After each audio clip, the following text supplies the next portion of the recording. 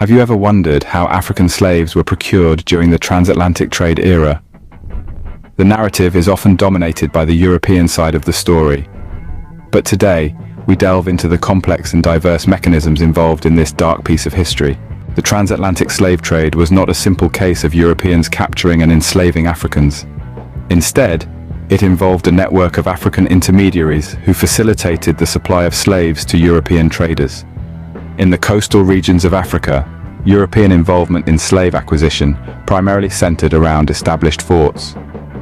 However, their participation was notably limited in the inland capture of slaves, with exceptions in regions such as the Congo, Angola, and South Africa. The methods of procuring slaves were as varied as they were complex. One such method involved raids by powerful empires, kingdoms, groups, and gangs against weaker neighbors. These dominant entities, often armed by Europeans, engaged in raids to capture individuals for slavery. In other instances, kidnappings were rampant. Trade dealers would seize people along their routes, selling them in slave markets where Europeans made their purchases. This was a quick and brutal way to meet the demand for slaves. In the political arena, slaves were used as tributary payments. Strong empires and kingdoms collected slaves from weaker vassal states, with middlemen then selling these slaves to European dealers. War also played a significant role in slave procurement. Prisoners of war became commodities, as captors sold them into the lucrative slave trade. Some African entities even resorted to war instead of diplomatic solutions, knowing that they could profit from capturing and selling slaves. Slavery was also a form of punishment.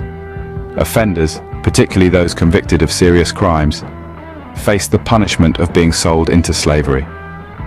European dealers were more than willing to acquire these individuals as part of the punitive measures implemented by African societies. And finally, religious centers played a covert role in the slave trade. Operators of shrines and oracles collaborated with African slave dealers. Those presumed guilty, often through questionable means, were sold to slave dealers under the guise of religious rites. Families, influenced by fear of the oracle, refrained from questioning the disappearance of their loved ones. In conclusion, the procurement of African slaves during the transatlantic trade era was a multifaceted process, involving a diverse range of actors and methods. It was a complex and intricate web of interactions between European traders and African intermediaries, reflecting the profound impact of this trade on the societies involved.